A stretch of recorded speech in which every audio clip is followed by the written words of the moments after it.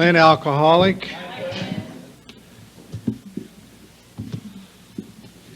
Let me read a couple of things that'll give us a glimpse at what we're like without traditions and then what we're like with traditions. And this is probably more about tradition 3 than anything else. On December 5th, 1941, a letter was written by members of Alcoholics Anonymous of the day, written to a lady by the name of Irma Livoni. 1941, December 5. AA had been in effect about 6 years, and they said this, signed by 2, 4, 6 members of the Los Angeles group of Alcoholics Anonymous, 5 men and a woman signed off on this letter. Dear Mrs. Livoni, at a meeting of the Executive Committee to the Los Angeles group of Alcoholics Anonymous held December 4, 1941, it was decided that your attendance at group meetings was no longer desired until certain explanations and plans for the future was made to the satisfaction of this committee. This action has been taken for reasons which should be most apparent to you. It was decided that, should you so desire, you may appear before members of this committee and state your attitude. This opportunity will be afforded you between now and December 15, 1941. You may communicate with us at the above address by that date. In case you do not, and they give her a P.O. box, in case you do not wish to appear, we shall consider the matter closed and that your membership is terminated. Is that a letter?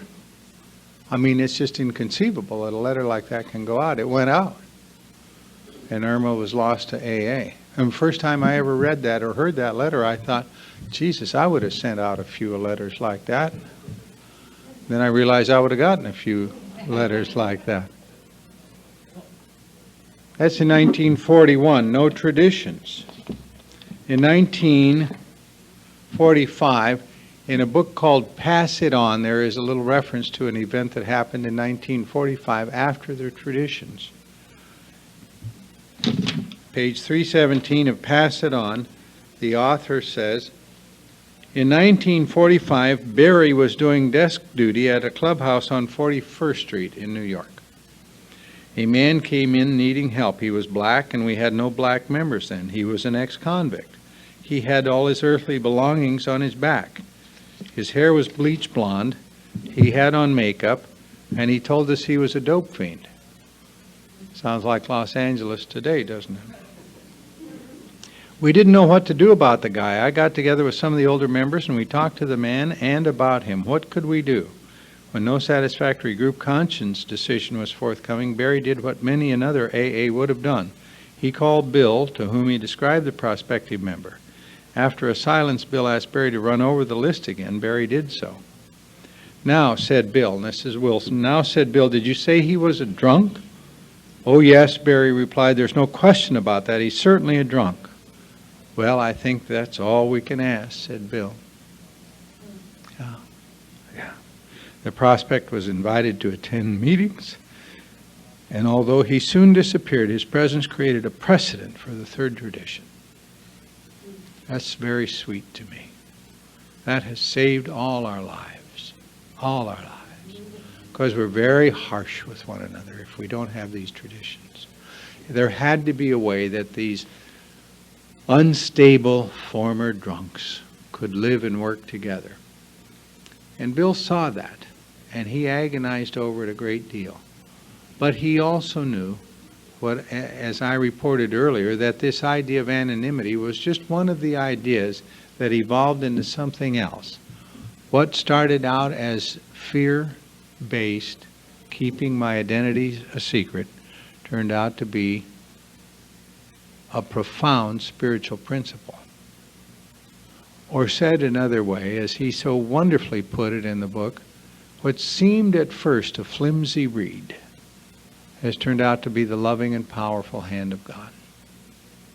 And these traditions are in exactly that same category. I noticed on the back that my sponsor is going to be down here to do a couple hours on the traditions at some time in the future. And I will tell you, he is superb on these traditions. And I am going to do something tonight, the 12 traditions from the point of view of what each tradition asks of us in our personal relations, not just in AA, but in our personal relations. And the most intimate of those relationships requires the most of us in terms of the traditions, because each of the traditions, if the steps asked us to make a decision or take an action, the traditions, each one of them, ask us to give up something, to sacrifice something for the good of the group or for the good of a relationship. And I tried to have relationships before and after I got sober and really thinking I didn't have to sacrifice anything to be in. If anybody had to, then it was her. Isn't that amazing? I really didn't ever get that. So if we look at the first tradition, it says our common welfare should come first. Personal recovery depends upon AA unity. Okay, what do I have to give up in order to observe the first tradition? If our common welfare should come first, I must give up having my welfare come first. It can no longer be about me. When Linda and I are together, it can't be about me. It has to be about our relationship. It has to be about that. It has to be about not just going back to Kansas with her because her father died, not just about having a wonderful weekend, but really looking and praying for answers to the terrible dilemma I was in when we got back. I have to give up the idea that my personal welfare should come first. If I'm in the middle of a trial and she needs something from me, it is not enough for me to say, when this trial is over, we'll take a weekend off. No, I have to be there then for her, no matter how distracted I may otherwise feel. I cannot use that event and the demands of it as a reason that suddenly my welfare comes first, because it never does. It never does. When we're talking about money, the same thing. It isn't about my welfare, it's the welfare of the relationship. Sometimes I want to spend money, sometimes she does. And we now look carefully at what will it do to the relationship? How does it affect the relationship? Because we have moved into a relationship from what had a lot of moments at first as an arrangement. So my welfare cannot come first. Our common welfare comes first. What is good for the group down the road is good for me. I cannot have my group more important than their group. And we'll talk about how those groups balance here in a minute. The second one says, for our group purpose, there is but one ultimate authority. What do I have to give up to honor the second tradition? Being the ultimate authority. Yeah. It isn't about me being the ultimate authority. I'm the senior partner in a law firm. Linda works in the law firm. I'm the ultimate authority in one sense about making decisions on tactics and strategy in a litigation. Am I the ultimate authority on how we're all going to live and work together in that law firm? All of us, the other attorneys, the secretaries, the paralegals, the receptionists? Oh, I can assume that I'm the ultimate authority, but it won't go very far. It doesn't sell. People leave. They go find other jobs. And we've been in a wonderful luxury of having people stay with us for some time now, until recently. And I'm wondering where I lost my way if I did. I don't know that I did. But it's always up for grabs. A loving God, as He may express Himself in our group conscience. Our leaders are but trusted servants. I better really keep in mind that I'm working for those people. They're not working for me. There's one ultimate authority, a loving God, as He may express Himself in our group conscience. That's true in our home. It's true in my office. It's true in a courtroom, because there you have a jury and you have the other attorney and his client and my client and the judge and the courtroom personnel. And it's a group. And there's going to be a group. Is there an ultimate authority? In a sense, sure, that judge is. He's the one that's going to call the shots, or she's the one that's going to call the shots. But I have something else, a loving God, a loving God. I was so surprised. One day I was down in Orange County trying a lawsuit. We were at a settlement conference. There were three parties. One was the guy I represented, which was one of the cities. There was a cop that had badly injured, and he had an attorney.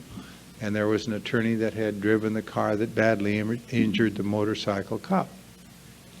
And I decided one day, just because we were in a settlement conference and I knew this case was not going to settle and that we were all faced with a 3-week trial that would be a tough go, I thought, you know what I'm going to do? I'm going to just decide to love everybody in the courtroom today.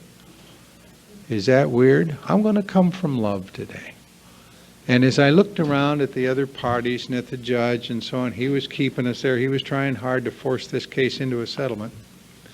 I asked the attorney that represented the badly injured motorcycle guy if I could talk to his client.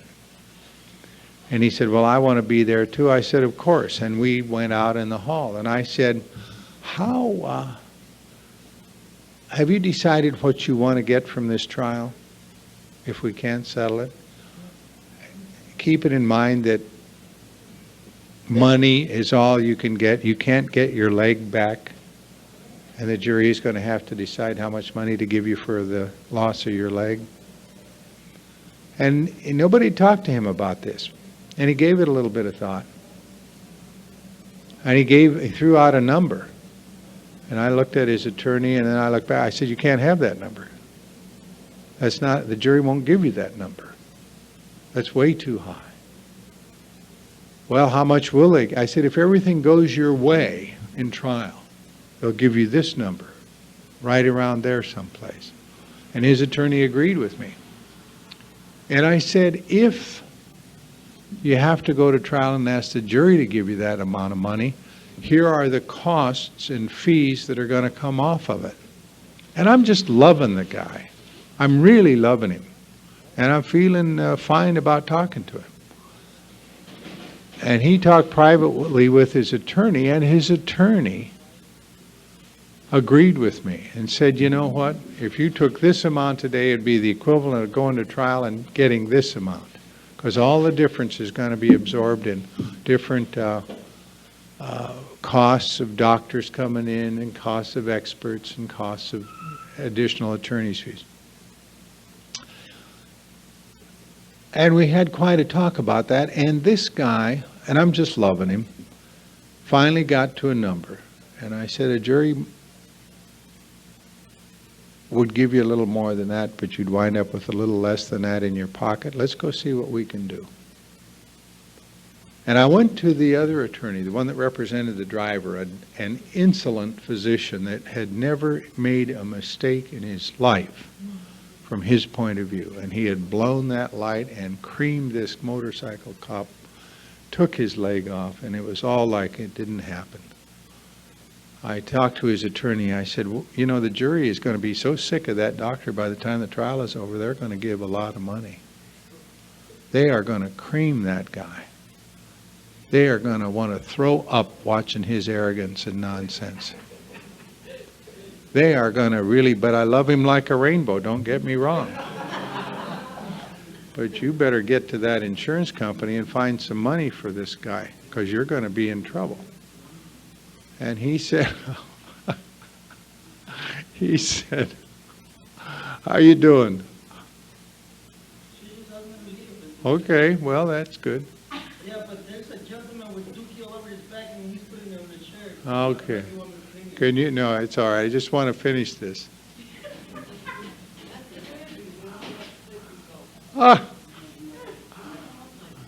And so that, where are we now? Paramount?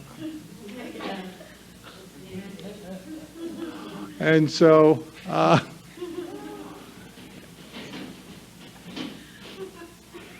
that's all right. That's all right. It's okay. It's okay. Okay. Thank you for cleaning that puke off there. I appreciate that. I really do. And tell that guy we're sorry. He sat in it. Did that guy have a hair dyed blonde? and make up, this is something. Okay.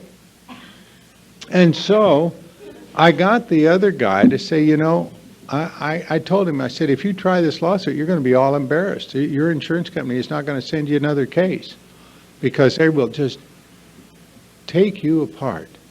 And I'm going to be there to help them because the city wants their money back too, and I'll make sure they get it. But I said, I'm only taking this time with you because I care about the outcome of it. And this is a no-win deal for you. And please go get some money to settle it. He said, how much do I need? I said, I'll tell you how much you need. And I told him the number. He said, God, that's a lot. I said, I know, you got to go get it. Go get it. This case couldn't settle, and we were required to do a 3-week trial. But that afternoon at 4:30, it settled. The case settled. I call, and the city got every nickel back that it had spent on this guy. And I called the deputy mayor of the city, and I said, the case settled. He said, how did we do? I said, I got you back every nickel you spent. He said, my God, how did you do that? And of course, I didn't want to tell him I just loved the guy. So I said, well, that's what you hired me to do or something like that. But there was an ultimate authority, and it was a loving God. And he expressed himself in the conscience of the courtroom that day without putting everybody through this terrible trial that was going to do it. And so in that group and in that weird way, I found out something more about step 2. And there's something else about the second tradition, and there's something else. Every group has a loving God. A loving God. You come into this room today, there was a loving God here. Now, did everybody bring a loving God with them? No.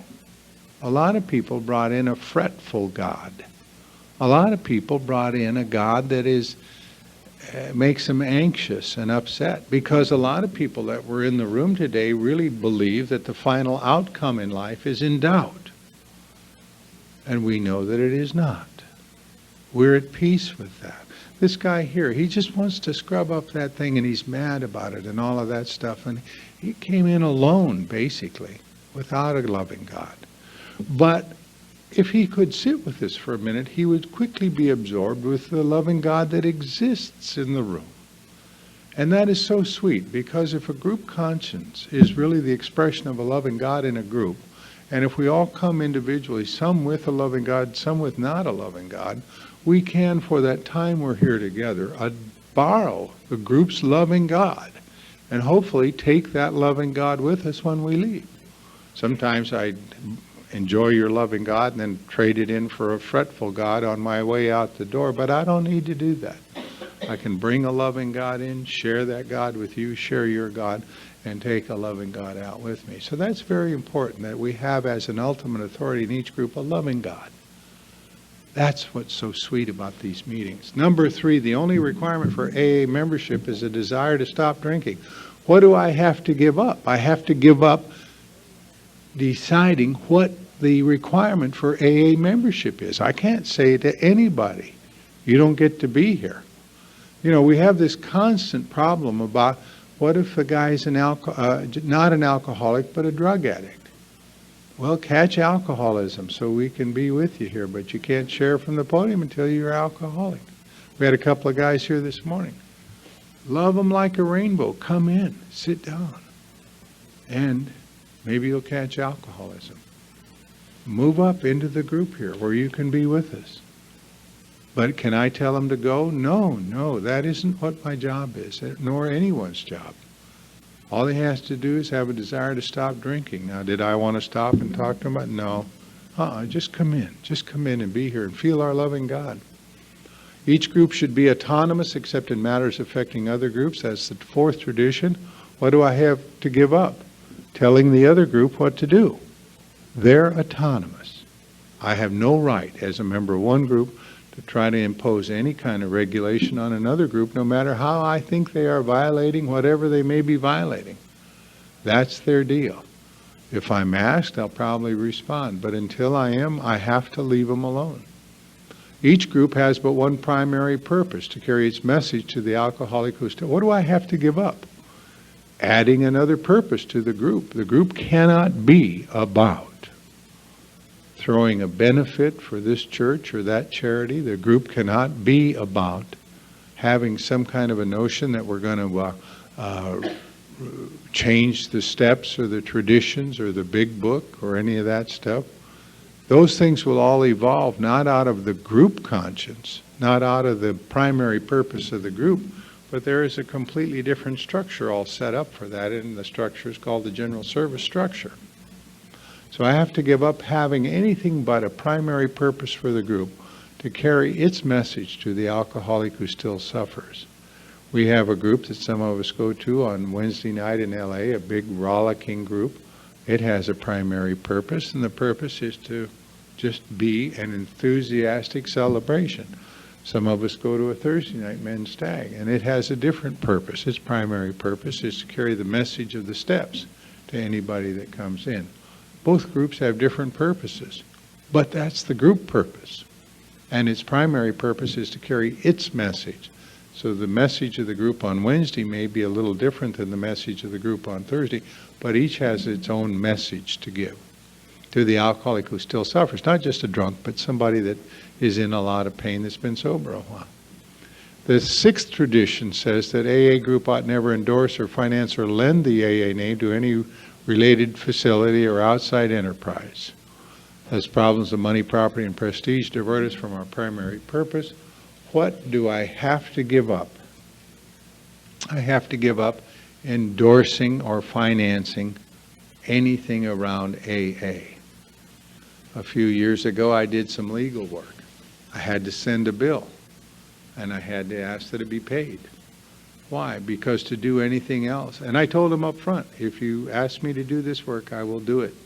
And I'll do it very well, and I will expect to be paid. I will not give it away, because it's violative of the traditions. We had a guy in our group on Thursday night that wanted to pay for the rent for a year at a church where we meet. No, you cannot do that. You can't, neither the group, because to do that is violative of the traditions. And to give the church the money that you're thinking of out of his own pocket is to, in effect, finance a related facility. I said, you can't do that. We can't do that and honor the traditions. Number 7 says every AA group ought to be fully self-supporting, which is why we could not let him pay the rent for the group and not just avoid paying giving the church a big gift from the group, but avoid having him pay the rent for the No. If this group is designed and meant to stay in business, we will, from the 7th tradition in the group, be able to pay the rent. If we cannot, from the 7th tradition in the group, pay the rent, it means the group ought to pass out of existence. That's what it really means. We don't, sometimes you hear people standing, oh, you got to go over on Sunday morning at 4 o'clock. There's a great meeting and you really need your support. Oh, let the meeting pass out of existence. My gosh, why pump that into it? Go to a meeting that has a liveness and a purpose and be with that meeting. Now, some meetings have a little sink and spell, and yeah, but we have to be careful about artificially infusing a meeting with that kind of support. It's either serving a purpose and it will flourish, or it is not, which means it probably ought to be allowed to die.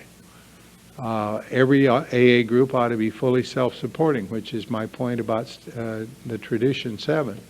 Number 8 says AA should remain forever non-professional, but our service centers may employ special workers. In other words, any service offered by a group is a service that cannot be offered by a non-alcoholic. If a non-alcoholic can offer the service, like some kind of a medical benefit to the members for alcoholism, then an AA member should, if a non-alcoholic has to be brought in, it really isn't part of an AA group. Everything that's done by a group is something that an alcoholic can do as a member of Alcoholics Anonymous, not as a special contributor. Because if he's going to put on that hat, a physician or an attorney or whatever, then you should let a non-AA member, non-AA person do it.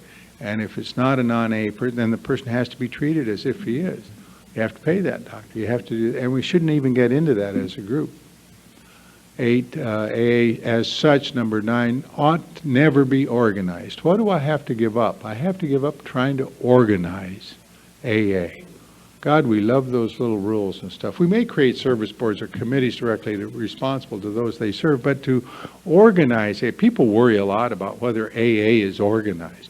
God, shouldn't we have more rules about what's in the book? Remember that there's always a big fight about, well, we ought to get out we ought to have regulations about a new version, a new edition of the big book. We ought to have gender neutral language in the big book. And then this person has this rule, and this person has this rule. And God, I tell you that when I finally began to look so carefully at that big book and look at the majesty of that language, it changed in my mind from a clumsy read, meaning a book that's clumsy to read, into a completely inspiring thing. And if I could have changed it the way I wanted to change it, it would have destroyed it. And it would have completely prohibited me from ever seeing it for its beauty. So I wanted to remain non-professional. I don't want to be the professional writer in AA. I don't want to be the professional interpreter of how these steps go. I can share my experience, but that's it. And if we're going to have special workers, let our service centers employ them and pay them properly for the work they do. I don't want any organization in it. And I get a little complaint. I like everything real neat and all these rules and stuff. No, not in AA. It has no opinion on outside issues according to Tradition 10. What do I have to give up? I have to give up expressing as an AA member any opinion on outside issues.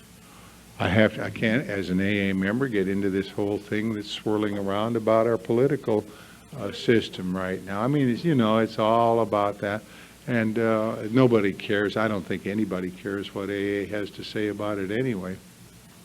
But sometimes, this came because, there were two predecessors to AA. One was the Washingtonians that lasted for about 8 years during the 1860s. And this was a huge political thing. Abraham Lincoln spoke to members of the Washingtonians in the 1860s before he became president. They had such a congregation of ex-drunks and other people that they lost their way because political speakers had come in and they had a little of this and they had a little of that. But the same thing happened 100 years later almost in the 30s when they had a program that preceded Alcoholics Anonymous, and it was called the Oxford Group. And a guy by the name of Buckman, Frank Buckman, was the head of the Oxford Group. And he had the idea that anybody could change if you just love them enough, and that included drunks. And there were a lot of people in the Oxford Group. They had large meetings in Los Angeles in the 30s. These were people that were really sincere. And again, the political speaker was a kind of a springboard for political speakers. And they dealt with a lot of different problems besides alcoholism. And they expressed an idea, Frank Buckman did, that if he could be supported by our government in going to Germany and sitting down with Adolf Hitler, he could straighten Hitler out. He had that thought, and he announced it publicly. He had an opinion on an outside issue, and he announced it publicly. And he's just a drunk, and he's sober, and he just knows that he's got this power that he could carry with him that would straighten out. Well, the press had a field day with Frank Buckman. They ridiculed him mercilessly. They just took him apart. So much so that he had to change the name of the group from the Oxford Group to what he called the Moral Rearmament Group. And he called it that because the entire world was arming for war, and they were building up armament. And he said, well, I'm going to prepare for a war in a different way. I'm going to call this the moral rearmament group. And they just drove him out of office. Drove him out, and nobody ever heard of the Oxford group after that. And we're particularly vulnerable to criticism from the press. I mean, who of us really wants our rap sheet published, you know? We don't want that. And we have no power outside of this thing. And for any AA to have an opinion on an outside issue is very dangerous. And they took a long look at and a very, very serious page out of the Oxford group history, out of the moral rearmament history, and decided, no, we're not going there. We are not going there. And today, Alcoholics Anonymous expresses no opinion on outside issues. In fact, down in San Diego at that international conference that was down there, there was a controversy because there were people down there that were not in AA that set up kind of a parallel group of tent meetings and so on that were outside of the general theme of Alcoholics Anonymous. And they went up to the leaders of Alcoholics Anonymous, what's your opinion on those people? And to our great credit, the leaders of the conference said, we have no opinion on them. We have none. There was a lady not long ago who had formed a movement called, she was the one that said AA had let her down because they never really explained to her that she could drink. Rational recovery. Was it rational recovery? Yeah, I guess it was. Moderation management. That's the one it was. Yeah. All of these have come and gone, but moderation management was the last to pass off the scene. And this woman went on 2020 or CNN or something and told everybody how AA had let her down. Because she said, you know, alcoholics can drink safely if they just watch it. And this was all over the place. Now, AA knew how dangerous that was. They were asked their opinion. They said, we have no opinion on that. That's fine. We are not going to get into that controversy. The thing that kind of ended the whole movement was a very interesting thing and a very tragic thing, because she, in driving along a freeway in the Seattle area, crossed the center line and took out a man and his daughter that were in a pickup truck, killed them both. And she's serving a prison sentence for that now. And that's the only public expression that was ever made about moderation management, or whatever she called it, managed moderation. AA never said a word about it and never will. And I'm glad they don't. They just stay out of that. That's not our business. And in fact, it says in the book, there are many ways that people treat, but if you have not found any answer to your own drinking problem, come and join us. Perhaps you'll find one with us. That's about as close as they get to that. And it moves into number 11. Our public relation policy is based on attraction rather than promotion. What do I have to give up to honor tradition 11? Promoting AA. I have to give that up. It would have been an easy thing in response to either rational recovery, that program, or managed moderation, that program, whatever it was, to promote AA on the shirt tails of the demise of those people. And we simply don't do that, because if AA is going to really survive, it is allowed to survive based on attraction. Nobody promotes it. It is not promoted, which is exactly what I was talking about with reference to groups. Am I going to promote a group by asking people to attend it because it's about to go out of business? Probably not. If the group is going to survive, it'll be because it's an attractive group. And then we have this 12th one, anonymity. And anonymity is the spiritual foundation of all our traditions. And this 12th tradition is really quite amazing, and I talked about that earlier today.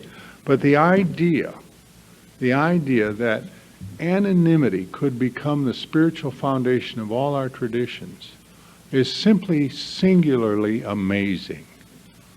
That I don't try to add my signature to the fact that somebody has miraculously recovered from a seemingly hopeless condition of mind and body with some insane notion that I wield the kind of power that would save that person's life. That at the very most, that power comes through me and through you and through our group to heal this person, to inspire this person, to be attractive enough to get him to come back, not to promote him back. We don't call up the wife and say, you better get him back in here. It's been a couple of weeks since we've seen.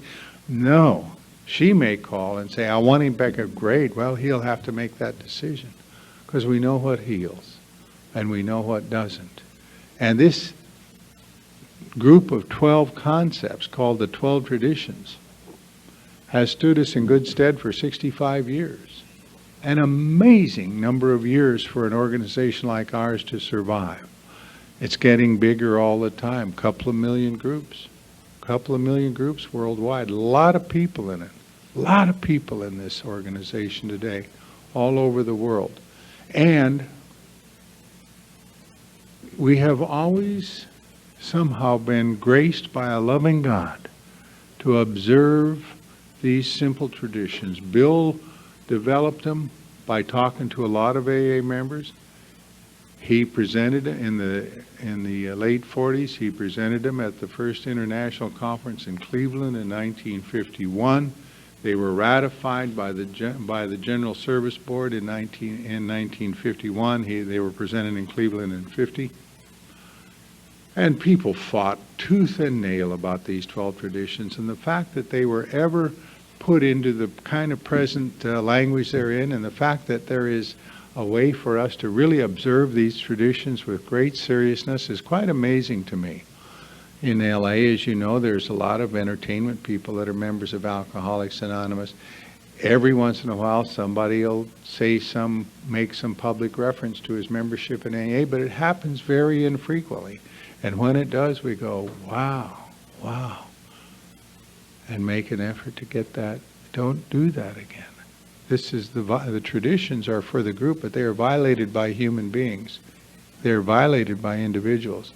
And we have something that is so precious here, and sometimes it appears very fragile to me, and sometimes it appears that it has so much of God's grace in it that it could never pass off the scene. But we could with our egos, with our need to live on the right side of the page instead of the other side. We could always do something that as a group would begin to fray it around its edges. There is a statement that has been made that was made in another context, and that is that where all of this is concerned, it is a twilight area that causes us the most trouble. Sometimes our understanding of these 12 traditions isn't very clean. Sometimes our observance of them isn't very clean. And the danger is that we don't spot during the twilight that these things are shifting out. And when darkness comes, we're very vulnerable. And we want to stay awake to those. And so I really applaud you for having a meeting about the steps and the traditions. And I really am so glad you do that, because what's going on down here is absolutely wonderful, and it's the full picture of Alcoholics Anonymous. Everything is absolutely perfect. And a guy comes in and he makes a little racket. Oh, there's some noise at the door. Oh, there's this disruption. Oh, there's that. Oh, there's a drug addict in here. And it is perfect. Perfect. Come on in. Because you know what? I know this.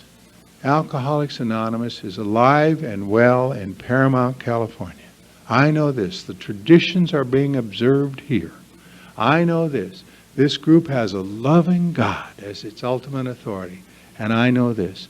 I am safe here as I am anywhere else on earth. And I'm glad to have been in your presence today. Thank you. Now, can I? Comments, questions, yes? Yeah, I was just wondering about intervention. Do I believe in what? Oh. One time a religious guy was asked if he believed in complete immersion. And he said, believe in it, I've seen it done. I was very skeptical.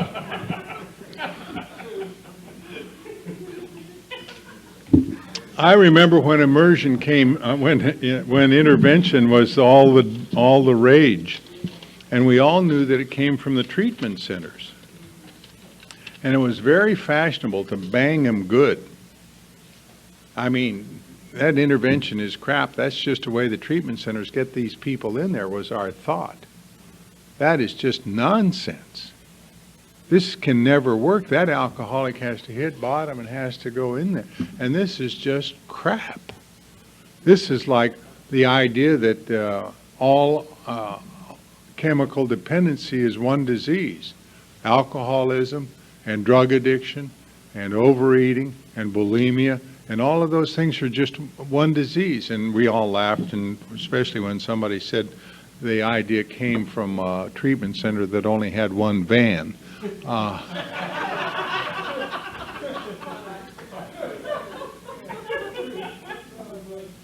But the truth of the matter is, after all that uproar about intervention, 2 years go by and the hubbub kind of dies down, and then you hear people get up to podiums and say, I had no idea what was wrong with me, nor how angry my family was, and one day they intervened on me with a psychiatrist or with a priest and my wife was there and my daughters were there and my partner was there, and they got me into treatment, and I think I would have died out there had they not been there. And you go, well, who the hell am I? Who the hell am I? Life has been saved by a process that I was so disdainful of and so dismissive of.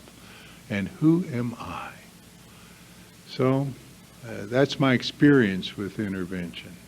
I've never participated in an intervention. I would imagine I would if they asked me to do that in some person's life. But that's all I know about it. I neither believe in it or disbelieve in it, but I believe the guy and the lady that said they were sober because of it. I believe them. I believe that life was changed for the better by that. Anybody else? Comment, question? Yes, sir. Yeah, I'm not exactly sure what tradition that this is contained to. There's this guy that I've noticed that goes around meetings. He's preaching about his church. And which is okay, he's bringing his own God with him to AA, which is fine. But the point is he's telling people, not to do this, but to go to church. And he's doing this at AA meetings.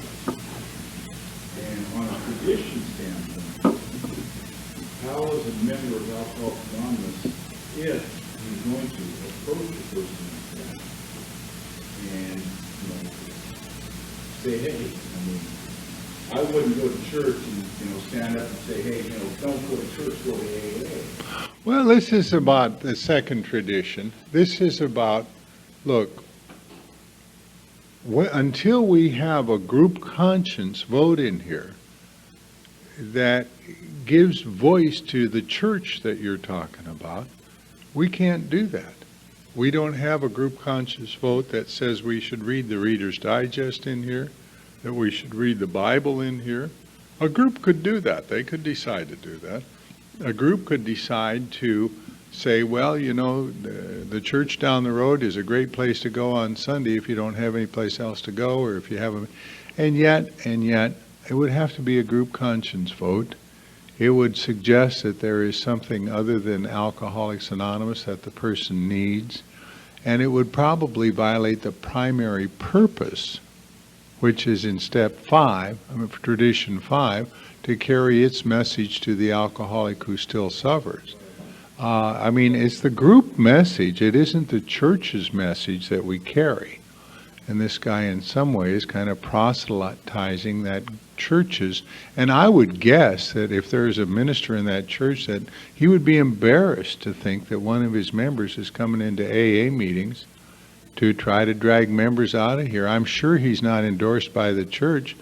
Can you imagine a preacher? Yeah, go get those AAs. Man, that'll really, whoa, that'll boost, and we need a little of that, yeah. That'll help us meet the rent every month. They have those guys in there. Yeah, I mean, the guys, I think that suggests maybe a little bit of a mental problem. A guy just, Quite annoying. yeah, I'll bet it is. I'll bet it is. Especially, the guy has a good way of talking after. And he really presents himself well in a sense. And Yeah. he loves this in the meeting. He'll ask to share, and he'll just stop the AA meeting. I stopped him when it was. Now, if any of you have been to this meeting, you'll know this guy who I'm talking about. I told him not to rant out of my ass. And I'm thinking to myself, as an AA group, maybe we're just supposed to tolerate this. Well, I think as an AA group, you have to approach the guy and say, that's not appropriate here in this meeting, and we want you to stop that. Don't do that anymore. He probably would stop, but he would have to be approached fairly specifically and directly, and by a couple of people that are not going to take him on, but are going to tell him, you can't do that in an AA meeting. You cannot do that here. And he needs to know that, because he'll probably do it as long as he's not told to stop. And the other thing that's so interesting to me in Alcoholics Anonymous, we were laughing about it the other day. There was a guy in our group that just drove me crazy. He just was the biggest aggravation I ever saw in my life. He violated every kind of group conscience idea that we have about a meeting and how it should be run. And he was constantly asking to share, and he was constantly telling the most amazing stories about sex. And he didn't care who heard them. I mean, he was just sickening. And he really was. It was not interesting, even to me. And I like these little forays into the unusual. The Twilight Zone has never frightened me, but this guy was just too much. And he offended the women in the group. And he was approached several times, and he just, man, the more you talk to him, and then one day he disappeared.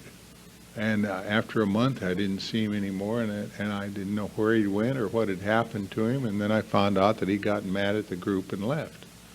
And I'm thinking, oh, that is so good. I'm so happy he's gone. And then I look up a week later, and sitting in the seat near where he usually sat was another guy. It was just like I knew him to be the same kind of guy. And it's like there's never any end to it. The minute one guy leaves, somebody will come in and take his seat. And so when you get this guy from the church settled down, you'll probably have somebody from NAACP something, that is going to do all of that. They're always there.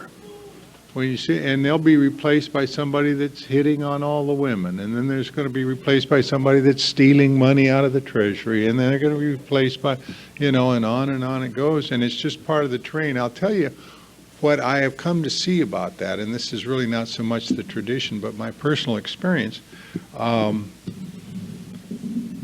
If I'm going to have real compassion for that little piece in me that's never going to get it, and I must have compassion for that because that piece is in me, and it's very much alive. That piece of me that I always wanted to extinguish because I just shouldn't have that piece in me. And that's the piece in me that needs loving the most. And that's the piece of me that if I can be accepting of that, it quiets down. And when I am not accepting of that piece in me, God, it just goes and goes, and I want to do this, and I want to do all of that other stuff. So I must have real compassion for that little piece in me that's never going to get it. There is a great way in Alcoholics Anonymous for me to get some practice in that, and that is to be in a meeting and look around and see the guy or gal in that meeting that's never going to get it, and love them, and just love them. and go up and put my arm around them, give them a hug, say something kind to them, be tolerant of them, not just tolerant, but caring, and see if they're doing fine. Does that help him? Oh, it calms him down a little bit usually. If I go after him and scold him, will it calm? No. Some people thrive on that kind of criticism, you know. Gives them something to go up against. But it helps me enormously because I'm kind of enjoy an opportunity to befriend the rogue in AA that's just making everybody else crazy. Some people say, how can you do that? And I say, the only reason I can do it is because there's a rogue in me. And if I'm not kind to it, it'll kill me. It'll kick my ass all over AA. So, but they'll always be, they've always been here and they will always be here. There was a group up in Oregon that was driving Luther Gray, went up there and they'd come up to him to say, you know, you really gave a great talk. It was just, and then suddenly their eyes would roll back and they'd start speaking in tongues. And somebody else would draw. He's speaking in tongues, and we'd go sit him down someplace, and the guy'd come out of the, I mean, those kind of people just drive me crazy. And in a sense, it's like a proselytizing for a fundamentalist religion. They just allow themselves to go into that speaking in tongues thing. I'm glad I haven't had to deal with that. They'll probably come into LA next year sometime, and I'll have that. Yeah, I know it. I probably invited them all in just bringing that up. All right. Anybody else? Thanks for a wonderful. Oh, yes, ma'am. Wait a minute. We've got to talk to this woman about her deep. And Tradition 12. what? Tradition 12. I've heard of it. What do you think, how does that apply to you? Or does it? To people using their complete name from the podium? Oh, I think that's all. I don't have an objection to people using it. The question was, does Tradition 12 prohibit me from using my complete name at the podium? No, not in my view. Why? Because this is not a public level. This is not a public level. Please, I'm in the middle of a very good answer here, sir. This is simply our meetings, and I don't have any problem. You know, if you go back on the East Coast, AA members don't even acknowledge one another on the street when they pass because they think somehow a smile and a hello would violate that tradition. Out here, we acknowledge one another, go out to coffee, have parties, do a lot of things very publicly with one another. But for me to disclose my full name at the public level is a real problem and violative of the traditions. For me to say my name is Clint Hodges and I'm an alcoholic in a meeting, whether it's open or not, is not a public disclosure in the sense of the tradition, in my view. Okay, so you want to talk about, which one do you want to talk about? All right. Tell me how all this fits in. 11 says press radio and phone. Yeah, and 12 says? And 12 says practice humility. The practice of humility being, I can't remember exactly what it says, the spiritual significance. Oh, I see that as keeping me right-sized by being KF as opposed to being, but opposed to me using my complete name. all right. It keeps me right-sized, it keeps me the member of the group, it keeps me KF as opposed to my complete name. And the practice of humility and for spiritual purposes, not press, 11 is press radio. Mm-hmm. Okay. Then you shouldn't use your full name from the podium in an AA meeting. To me, it has no significance at all. In fact, I think that it may be counterproductive. I mean, we are quickly into how many angels can dance on the head of a pin. Really. Because it says anonymity has immense spiritual significance. But now we are using it not as spiritually significant, but as a spiritual weapon. I'm better than the person that uses his last name from the podium. And it doesn't take us where we want to go. There is nothing violative about the 12th or 11th tradition by using your full name from the podium in an AA meeting. There may be something spiritually draining about the pride attached to, I want to keep myself right-sized. But I don't judge. I just report. Yes, sir, you had,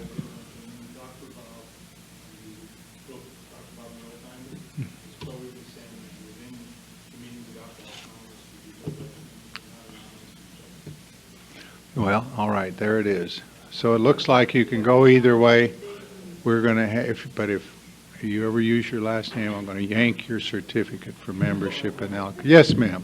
I had, I've heard this, that we get so anonymous here and everybody can find it, that you can't look for Naomi B in the phone book. Uh-huh. You know, but if somebody is proven that thing, when you get hold of somebody, then it is. Yeah, the comment was, well, we should really be available to each other outside of the meetings by listing our full names and having our full names known.